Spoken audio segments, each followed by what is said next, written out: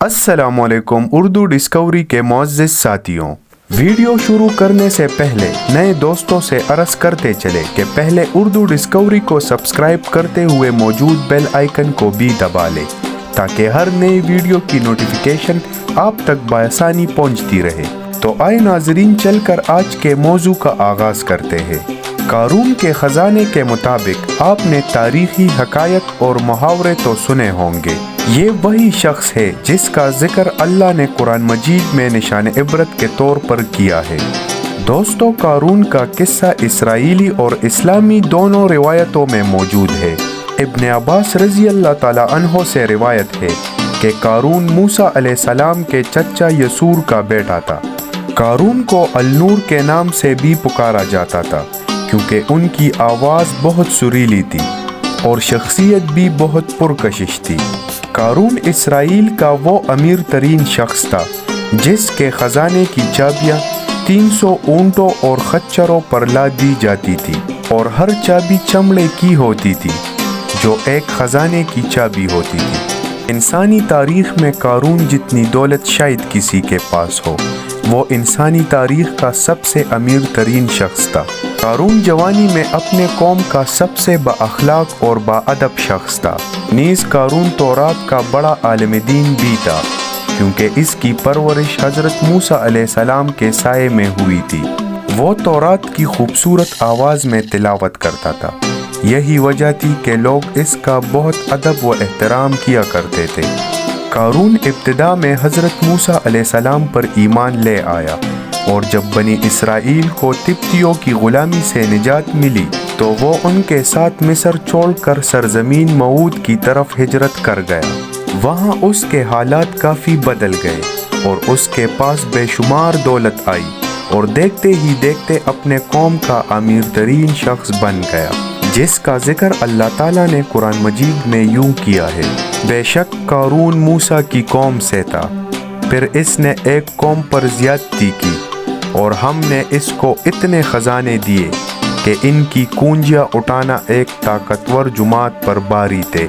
एक जगह फरमाया, जब उसे उसकी कौम ने कहा इतराओ नहीं, बेशक अल्लाह इतराने वालों को पसंद नहीं करता, और जो माल तुम्हें अल्लाह ने दिया है इसके ज़रिए आखिरत का घर तलब कर और दुनिया से अपना हिस्सा ना भूल और एहसान कर जैसा कि अल्लाह ने तुम पर एहसान किया, और ज़मीन में फ़साद ना कर, बेशक अल्लाह फ़सादियों को पसंद नहीं करता।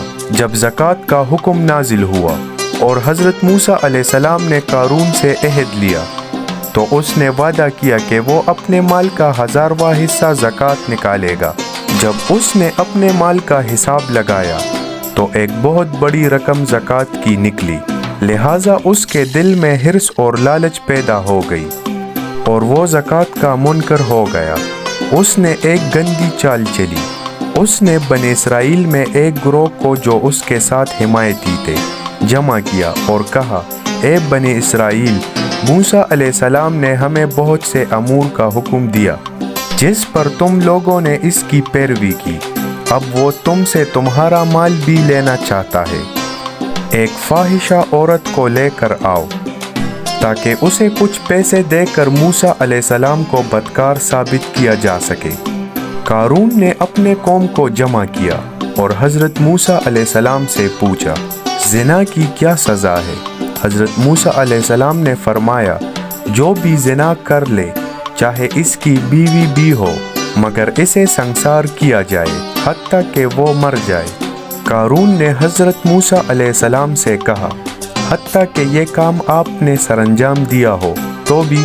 हज़रत मूसा अलैहिस्सलाम ने फरमाया, हत्ता कि इस काम को मैं भी सरंजाम दूँ तो यही हुक्म है।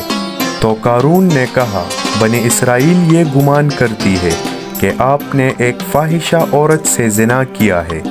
हज़रत मूसा अलैहिस्सलाम ने फरमाया, इस औरत को मेरे सामने लाओ। तो औरत को सामने लाया गया।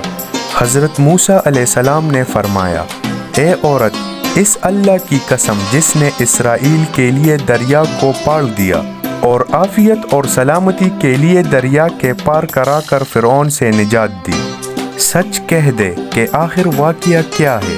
حضرت موسیٰ علیہ السلام کے جلال سے گھبرا کر وہ عورت کانپنے لگی اور اس نے مجمع عام میں صاف صاف کہہ دیا کہ اے اللہ کے نبی، مجھ کو قارون نے کثیر دولت دے کر آپ پر بہتان لگانے کے لیے آمادہ کیا۔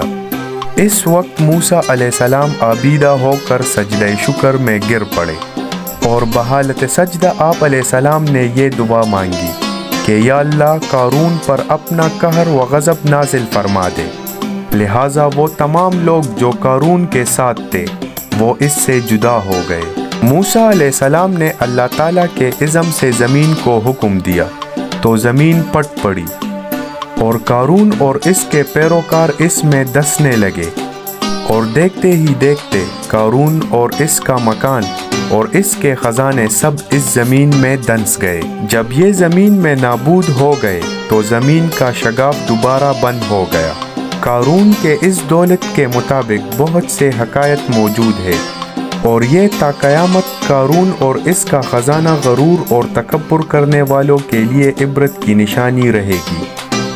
دوستو، کہا جاتا ہے کہ قارون کو جب اللہ کا احسان دلایا جاتا تھا تو وہ جواب میں کہتا، اس میں اللہ کا کوئی ہاتھ نہیں، یہ دولت مجھے اپنی عقل مندی اور پرکشش شخصیت کی وجہ سے ملی ہے، یہ سب میرا کمال ہے۔ قارون کے تکبر کا یہ عالم تھا کہ وہ قیمتی کپڑے کا لمبا سا لباس پہن کر اس لباس کا کچھ حصہ زمین پر اپنے پیچھے کھینچتے ہوئے جاتا۔ کہتے ہیں تکبر اللہ کو سخت ناپسند ہے، اسی لیے اس بدبخت انسان کو اپنے مال و دولت سمیت زمین نکل گیا اور کوئی نام و نشان باقی نہ رہا۔ معزز ساتھیوں، آج کی ویڈیو آپ کو کیسی لگی؟ کمنٹ کر کے ہمیں بھی ضرور بتائیے گا۔ آپ سے ملاقات ہوتی ہے اگلی ویڈیو میں، تب تک اپنا ڈھیر سارا خیال رکھیے گا۔ اللہ حافظ۔